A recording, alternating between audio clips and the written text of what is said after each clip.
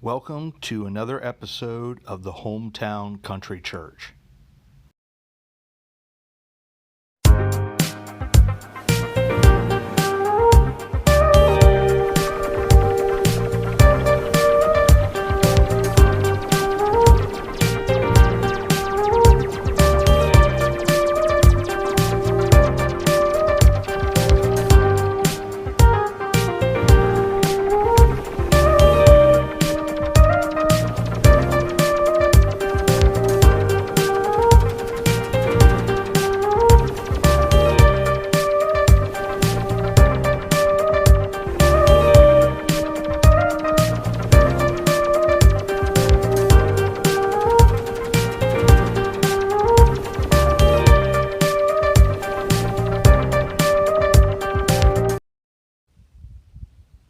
Hey everybody, hello once again. It is Jonathan Meyer with the Hometown Historian channel. We are here at Salem Evangelical Congregational Church. This was built in 1859.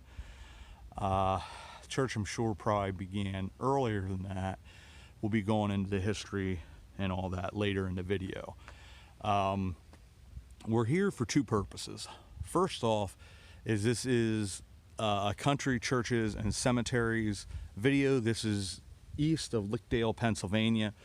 It's just one of those small country churches, beautiful, and it has a ton of history, vital part of the community, and we want to talk about that. But we also want to do something that I haven't come up with a name yet, whether it's season of giving or whatever it might be, but organizations and churches and different groups like that are smaller and especially in today's economy have a lot of trouble meeting their needs, and this is one of those instances.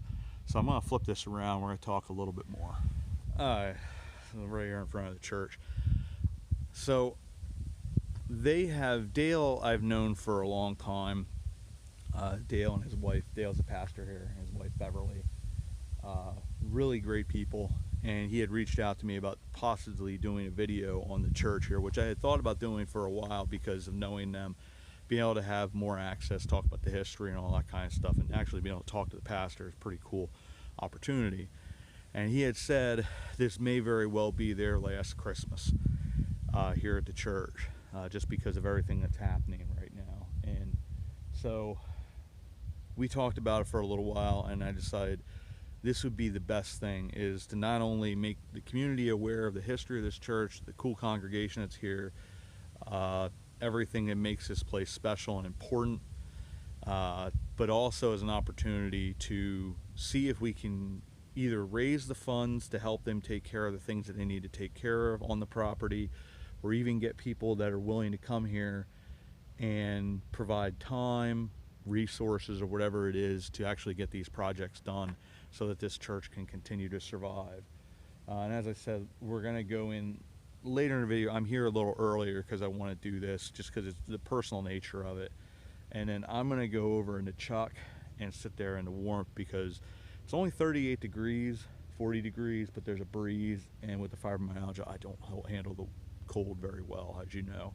But we're going to go over to Chuck, and then we're going to talk more in depth, sort of the reasonings behind wanting to do this video, and the personal nature of it, and why I feel it's important, and the understanding of it's never easy to ask, hey, can you give, can you help out, that type of stuff.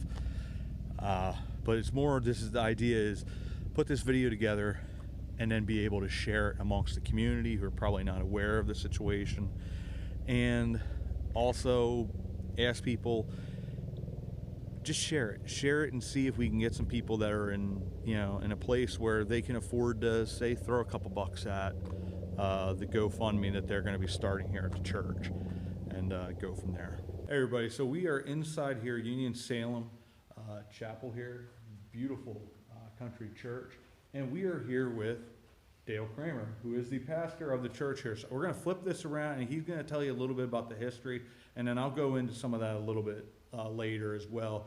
He gave me a pamphlet that tells a little more in depth, and then we'll do that with audio we're doing. Okay. Hello, I'm Pastor Dale Kramer. I've been the pastor of this church for a number of years. This is one of the older churches in northern Lebanon County. It was originally started with 5 denominations as a union church when circuit riding preachers went around on horseback, and different denominations shared it: the Mennonite, the United Brethren, the Lutheran, the Reformed, and the Evangelicals. And they all put together funds and raised this chapel. Originally it was known as Salem Union Chapel, and raised it to help service weddings and funerals in the area, as well as a preaching place. The cemetery next to us was started after the church was built. This was supposed to be built halfway between the Bethel Cemetery, which was started by the Moravians, and had a log church there at one time, and the Frank Cemetery, which I have no idea where it is. If you know, let me know. And this was to be halfway in between, and so could service both places. Over the years, there's been different denominations that have been here and left. The United Brethren were here up until 1916, at which time sometime before that there had been a split in the Evangelical Association, and one group came off as United Evangelicals, which is our history. And when they lost the ability to meet at the Bethel Church, then they asked the United Brethren, could they come here? And they did, and we've been here ever since 1916. Unfortunately, though, we've had some really good years, and we've had years in which people in the community sent their kids here for Sunday schools and vacation Bible schools, and we saw people growing in Christ. We've been on some hard times, and don't have the people we used to have. At one point, we were even a very multi-ethnic congregation. We had black members and Hispanics and so forth. Our biggest concern is to be a church for the community, but not just a Sunday morning go-to-meeting place, but we want to be a fellowship of believers that really supports each other in prayer. And if you don't want to pray, don't come here. Because we want to be a church of people that really want to seek God with all their heart and to know Him. I was saying we fell in some hard times. It's now becoming difficult to keep the church open. The church building itself needs repainting of the roof. It needs some gutter work. It needs reshingling on the vestibule and things like that. The fellowship hall was purchased more than 25 years ago. Now it's time to replace that roof and the air conditioner and the skirting around the bottom and all sorts of maintenance things like that. We're asking folks to help if they can help. If they got time, if they got ability, materials, that would be wonderful. Insurance also in a place like this is very hard. But you're always welcome to attend our services. Normally our 10 o'clock on Sunday mornings is when we gather. We used to have Sunday school afterwards. Right now we're not doing that so much. My wife, Mrs. Kramer, leads us in worship, and then she takes the younger children out for a children's church.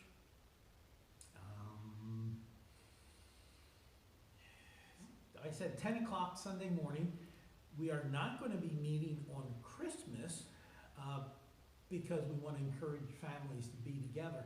But Christmas Eve, we're going to have a special service at 6 o'clock, and you're all welcome to be a part of that. All right, thanks, Dale. So this has been for years and years has been a staple of the community, a staple for their congregation. This is a place that is worth preserving. It's our history, it's our heritage, but it's also a place of love and compassion and kindness. And I say earlier in the video, it's a place that showed so much love to my dad. And that's why there's such a personal connection, not only because I love Dale and Beverly, but because of what they did for my dad. That is the epitome and the example of Christ's love, which is, as Christians, is what we're supposed to show. And they gave him a home. They showed him love. It's a great place. So you guys are all invited to come here. Dale's awesome. We got to be humble, but still, we can admit the truth. But this is a great place to come. And if you are able, The GoFundMe is going to be there to help, and if you have the ability, the materials, whatever it might be, any help from the community to help keep this church open would be awesome. So thanks, everybody. All right, now, it's 10 o'clock. So right now, Dale is ringing the church bell. They still ring the bell every single Sunday, and you guys can hear that. That's an old school country church bell. And you just look around the sanctuary here, just how beautiful. And I love the painting of Jesus up here in the front. But this is one of those places, like Dale had said about the history. That's how they did the churches back then. As you had these union churches, it was, some of the old ones, like he had mentioned Bethel Moravian, that was actually one of those during the French and Indian War would have been a place of refuge because they were sturdier built, and the communities, they came together. This is very much an area that would say German immigrant area, so you had a lot of the same types of churches, slightly different theological beliefs to a degree, variances and stuff like that, but the community, this was a place of family. It was a place of community, and it was one of the most important places in the community. Well, the 5 churches, Lutheran, Reformed, Brethren, Evangelical, what was the other one I mentioned? Mennonite, are all German churches. Yeah. So they did share in that. This, of course, is a strong German community in northern Lebanon. Yeah. That was something I learned when I first did this channel. I kept on seeing these Lutheran and Reformed shared. I was like, that's really odd. It's like, no, it wasn't odd. That was pretty typical. Among those 2 denominations often. Yeah, and they still have like Walmart's, for instance, over Indiantown Gap still is a union church. So they have one Sunday is Lutheran service, one Sunday is the Reformed service, depending on whether the pastor can make it. But it's just, a place like this has, 160 years of history? I probably would assume even like 1859, the church might have even been together before then. Yeah. And it was just the building was built at that stage, so.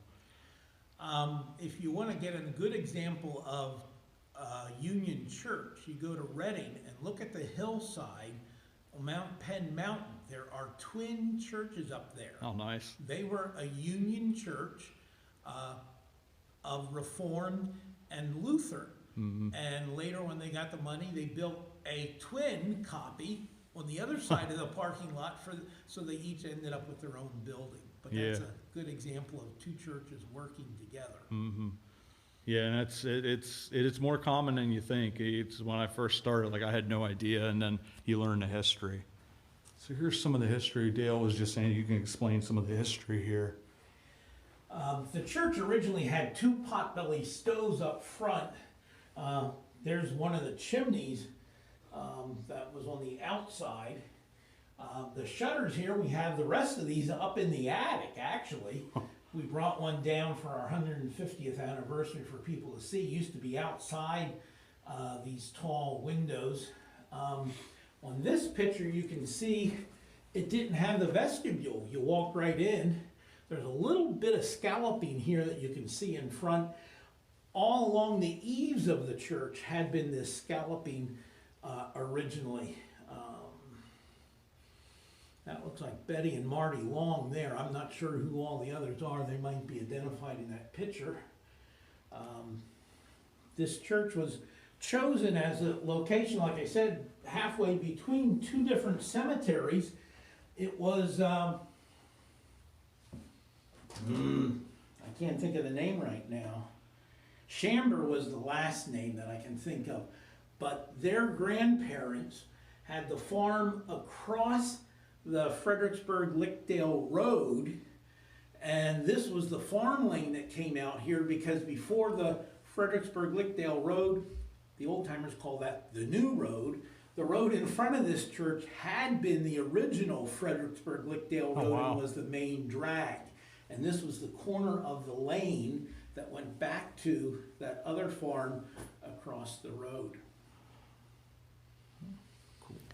So as promised, this is a little bit more in-depth history. Dale had sort of given the generalized for being shorter purposes and stuff like that. With this pamphlet that he gave me, it gives a more in-depth history. And the history of this little valley here between Lickdale and Fredericksburg, The first church that was there, and it's one of the earliest churches in Lebanon County, was a Moravian. It was Bethel Moravian Church. It was a 2-story log church. We've actually visited the Bethel Moravian Cemetery pretty early in the channel's start. And there originally was a church there. It was a 2-story log structure. The first story would have been used for the pastor and his family, and the second story would have been the church. That was sort of common back in the 1700s, that they would have the sanctuary on the second floor. But as sanctuaries, or as the congregations would have gotten older, it was harder for the parishioners to get up to the second floor. So a lot of times then the sanctuary would be shifted down to the first floor, and the Sunday school, which was ordinarily on the first floor, would get shifted to the second floor, or the second floor would become like a refreshment hall or something of that nature. But this church was built right around 1740. They don't have an exact date, but it was used by the Moravians, and everybody in the area were primarily German immigrants, so they all sort of went there. And the Moravians maintained worship in this place until about 1830. And even in the end, they only met intermittently. So around January 1st, 1859, the residents of the valley, they met at the home of a man named John Fisher to do business in reference to the Bethel Moravian Church, and talking about basically showing any interest in building a new church. And so this was not just like Moravians in the area, because there were several other different denominations. So the conversation was in deciding to build a union meeting house. There were 2 cemeteries and no church in the region. They actually had that Bethel Moravian Cemetery, and there was also a cemetery known as the Frank Cemetery, which was also Moravian. We weren't quite sure exactly where that was, but thanks to Find a Grave, it's called the Grumbine Family Plot Cemetery. But they say it's Moravian origin, so the assumption would be there's only 7 stones, I believe, there, but they're upright stones. So what would happen with Moravian cemeteries is they would eventually get taken over, and when the Moravians left the area. So those are the stones that are now there, and it's called the Frank Cemetery because there's a Christian and a Susanna Frank that are buried there, and they were probably the first ones. It might not have even been like their farm where it was located. There's probably a lot more burials there because of it being Moravian. As we talked before, the Moravians all believe everyone's the same in death, so they all had flat stones on the ground. So those would be lost over time. And it's quite a reasonably large area, so the assumption would be that there are quite a few more stones there. So they met then because they wanted to have a place of worship, because I believe the church hadn't been torn down yet, the old log structure, but they were no longer meeting there, and they wanted an actual meeting house. So they decided to meet again on January 8th, 1859 in the Swatara School. And at the time, there were 5 different groups. He had mentioned that you had the Mennonite group, United Brethren, Evangelical group, a German Reformed church, and Evangelical Lutheran church. So there were actually 5 different groups. And it was common in that period of time to have sort of these traveling preachers that would come around. So they would share services. You would also have, we've talked about Walmart's church still is a Lutheran and Reformed church. So one Sunday, if it works out, one Sunday would be a Lutheran service, one service would be the Reformed service. And you got to think, too, the travel in that time period, too, it wasn't like hopping in your car. They had to travel a good distance. So, and sometimes, like, if you say you had the Lutheran service one week, the Reformed congregation would meet at one of their congregation's house to have some kind of service, and that's just sort of how it worked. It was a thing of convenience, if you will, of how things work, because the money wasn't there to build 5 different churches, so that's just how it worked. So they met, and there was sort of one of the things that was a problem is they were talking about, they wanted to have, one group said they wanted to have the church or the meeting house at a midpoint between the Bethel Moravian Cemetery and Frank's Cemetery. The other one wanted to rebuild another church there at the Bethel Moravian. So they held off for a little bit and then came back together. And I guess the one group that wanted the Bethel Moravian never showed up. So they decided we're going to have it at the midpoint. And they built that in 1859, the church that the Union Salem, which at that time I believe was called Salem Union Church. So anyways, the old log church, the old Moravian church, was demolished in 1878, and then eventually the other group wound up building a brick church called Bethel. I believe that was the Evangelical Association Church. And eventually a number of these different groups they went off, they had their own building, or their congregations eventually dwindled to the point where they started joining other congregations. So around 1890, with the decline of circuit riders, many of the denominations that had met at these two Union churches, as I said, no longer took an interest in either church. But the Bethel Church, which was over at the Bethel Moravian Cemetery, that was kept up primarily by the Evangelical Association. And the Salem Church was maintained, which is currently there, was maintained by the United Brethren in Christ Church. But in 1894 to 1896, there was a denominational split in the Evangelical Association, which resulted in many of the evangelicals losing control of their buildings. So the Evangelical Association congregation that was at the Bethel Church lost their rights to that church. And because of the Salem Church was no longer really being used, it was very rare, they petitioned to ask that they could go there. And they wound up winning that petition. So taking it a little further, I guess basically what happened around 1910, a man named Daniel Miller was doing history on the Bethel Cemetery, noted that both the Evangelical Association and the United Evangelicals claimed a right in the Bethel Church. In February of the year 1916, the United Evangelicals were then denied. So it did take about 20 years until they were denied any kind of right to that whatsoever. So that's when they sought the petition. And they basically said, we don't want to see the Salem Church, it's not being used, and we don't want to see it fall into disrepair. And we have need of a building, and they were granted that use. And ever since 1916, the Evangelical Congregationalists have been using that church and have had regular services since. And they really said they don't know of any other congregation using it regularly since before 1916 when the United Brethren used it. So it was one of those things where they irregularly went there and used it. So it wound up working out very, very well. And, in their time of need, God worked it out for them. I'll give a humorous story that they have from this pamphlet. They said there's they had a guest speaker that a Sunday, and the organ caught fire. The fans blew the smoke to the back of the church where the people were bothered more quickly than the preacher. The service was interrupted to inform the preacher that the organ was on fire. Thankfully, within 2 weeks, another organ was given to the church. Later, the same preacher was back for another visit, and the large through-the-wall air conditioner began to smoke. So apparently this preacher could bring the heat. Again, as they say here, all praise belongs to God, because within another week, another air conditioner was given to the church.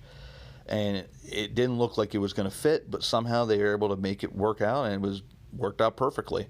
And the men said only in a church that it worked out like that, because it's just, I guess over time, the same model air conditioner changes size, and it just worked out that this was from two different manufacturers, and it wound up being the same size.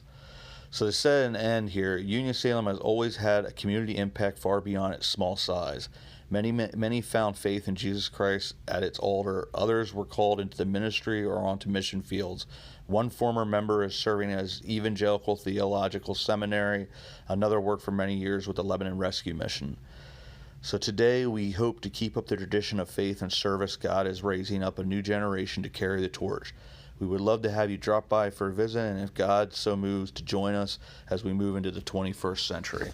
And this is put together by Reverend Robert Wilson and edited and revised by Reverend Dale Kramer in 2009 for their 150th anniversary. So that's the history of this church. Its significance. I'll talk about that personal significance, why I'm doing it beyond the relationship that I have with Dale and his wife Beverly. But it's an important place, and it's well worth preserving. It's got a really neat history, a long history, and thank you as always. So it's never comfortable like asking people to give, because a lot of people just don't have it. Right now is a rough time to ask people as well, because of inflation. The price of everything is astronomical. Winter's a harder time too, because your heating costs come into play, and you got Christmas. So it's not the greatest time, but it's also a season of giving. Is a time when people are more apt to be charitable and to look at a situation like this and say, yeah, I could give a couple bucks.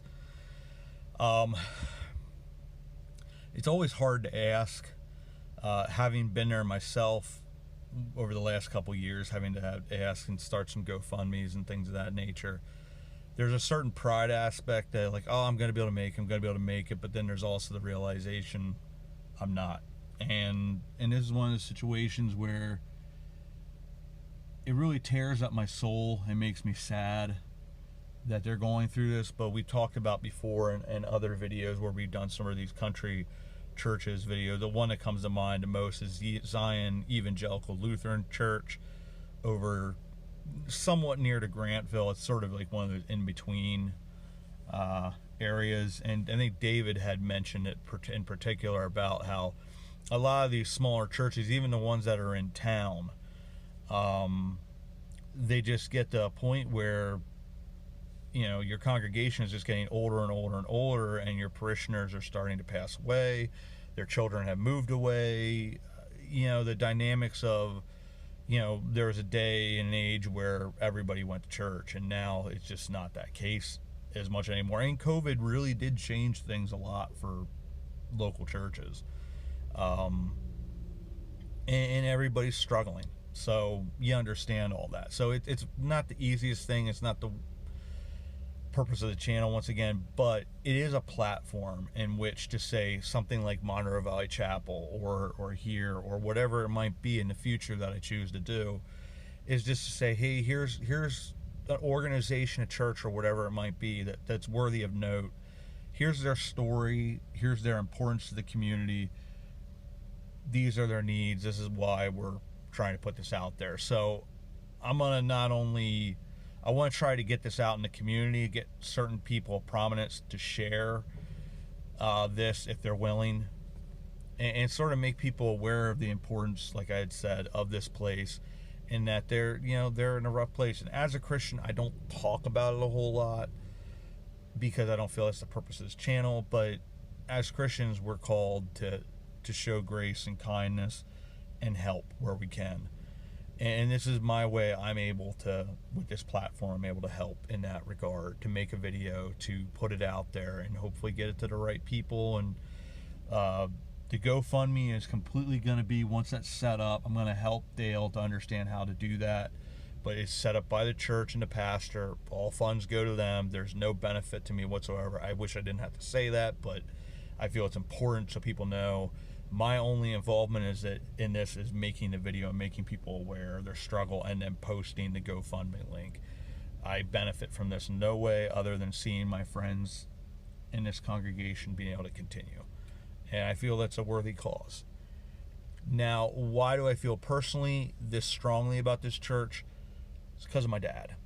I've talked about it a little bit. My mom and dad separated back in 2005, and it was a hard thing for everybody, as it is, but it was really hard for my dad because I did everything I could, but in essence, in a lot of ways, he was alone. And